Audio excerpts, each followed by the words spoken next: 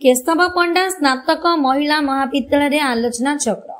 गंजाम सोरडा केशव पंडा स्नातक महिला महाविद्यालय आलोचना चक्र अनुष्ठित हो जाइछि।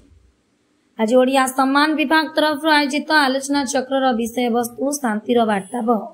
भूमिका नंदिका केसरी एक अध्ययन रखाजे नाट्यकार मनोरंजन दास परीक्षामूलक प्रयोगात्मक नाटक नंदिका केसरी उपरे विस्तृत आलोचना कराଯାଇଥିଲା। आलोचना चक्र में मुख्य अतिथि भाव चिकिटी महाविद्यालय ओडिया अध्यापक डॉक्टर संजय कुमार पंडा जोगदी नंदिका केसरी नाटकर विषय वस्तु उपरे विस्तृत आलोचना करी नंदिका किपरि शांतिर वार्तावह थिले उपस्थापना करथिले। मुख्य वक्ता भावे एसपीपी स्नातक महाविद्यालय ओडिया अध्यापक डॉक्टर अशोक कुमार पंडा जोगदी सांप्रतिक परिस्थिति समाज रे जणे जणे नंदिका केसरी सृष्टि हेबार आवश्यकता उपरे उपस्थापना करथिले। महाविद्यालय अध्यक्षा श्रीमती प्रियश्रीता पंडा समस्त कार्यक्रम को परिचालना करथिले। सम्मानित अतिथि भाव एही महाविद्यालय प्रतिष्ठाता केशव पंडा मंचासीन थिले।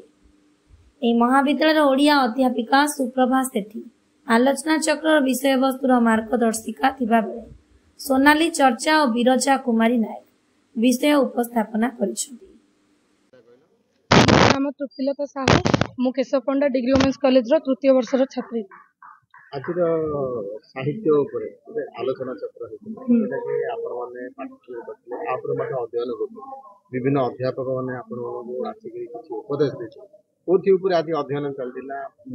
कोन तार महत्व थिला। शांतिर वार्तावह भूमिका रे नंदिका केसरी एक अध्ययन अर्थात माने गोटिए राजनीतिर पसापाली बाहरी जाई गोटिए साधारण झियो किपरि सुस्थ सामाजिक मांगलिक राष्ट्र माने समाज को गठन करि परिबो से विषय आलोचना चक्र चलीथिला। नंदिका केसरी गोटे राजवंशर झियो ही मध्य राजकीय भोगविलास को त्याग करी किपरि भाबरे गोटे साधारण झियो भाबरे निजर परिचय को प्रतिपादन करछि से विषय रे हमर ओडिया कवि माने ताको अन्यान्य रूप दैछंती से संबंध रे आलोचना चक्र आलोचना करछि। केतिके एटा ग्रहणीय योग्य आ द्वारा समाज ऊपर कोन प्रभाव पड़तै। नंदिका केसरी परी प्रत्येक झियो समाज रे माने प्रत्येक समाज रे गोटी गोटी झियो जदी सृष्टि होई परिबे ताहले समाजटा पूरा सुस्थ और मांगलिक होई परिबो आ गोटी भलो राष्ट्र गठन होई परिबो। व्यक्तिगत भाव तुमे ई चरित्र केतिके तम प्रतिपादन करिया नारीटी होई कोथिरे मध्ये पछरे न रही सबुथिरे आगो को जिबा एवं गोटी नारी जदी शिक्षित होई परिबो ताहले तार समाज को से शिक्षित कराई परिबो एवं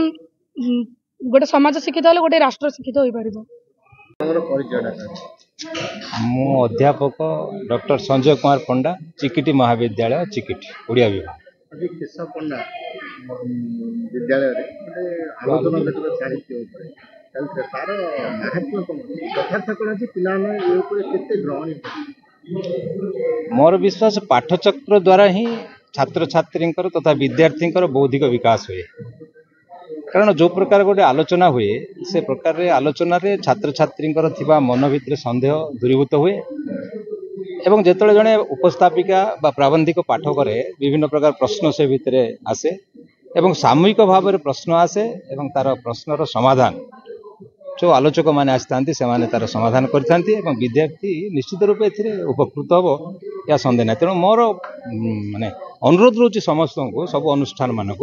प्रति सप्ताह रे गोटे गोटे पाठचक्र अनुष्ठित करबा कथा। पीरियड भितर जो सोमवार टू शनिवार आमर क्लास अछि अंतत शनिवार दिन गोटे 45 मिनिट गोटे पिलाटी किछि संपर्क रे लिखिबो कौन विषय संपर्क लिखिबो एवं ताको आलोचना करबा कथा। एहेले भलो गोटे परिवेश टे पाठकर छात्र छात्री भितर आसीबो। आलोचना चक्र कोन थिला ओया समाज आज आलोचना चक्र थिला 1877 रु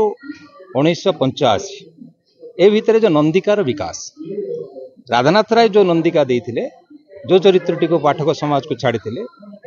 मनोरंजन दास तार परिवर्तन जानते ए भितर जो परिवर्तन आसी नारीर परिवर्तन एवं एठी सेठी जोठी से गोटे प्रेमिका भाव थिले एठी से गोटे शांतिर दूत भाव में पहुंची एवं वर्तमान जो युद्ध परिवेश टी चली